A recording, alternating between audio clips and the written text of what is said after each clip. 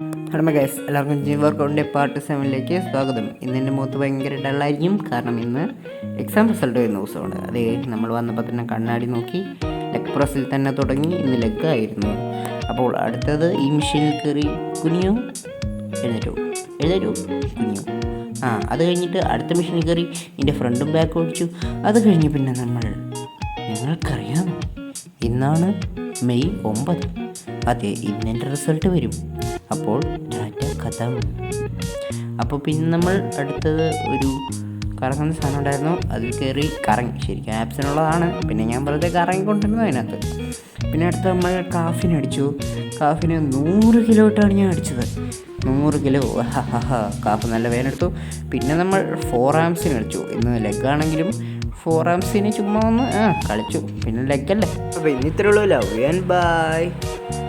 Result അറിയാൻ താല്പര്യമുള്ളവർ result എന്ന് കമൻറ്റ് ഇട്ടാൽ ഞാൻ വേറൊരു വീഡിയോയിൽ ഇടാം. ടാറ്റാ.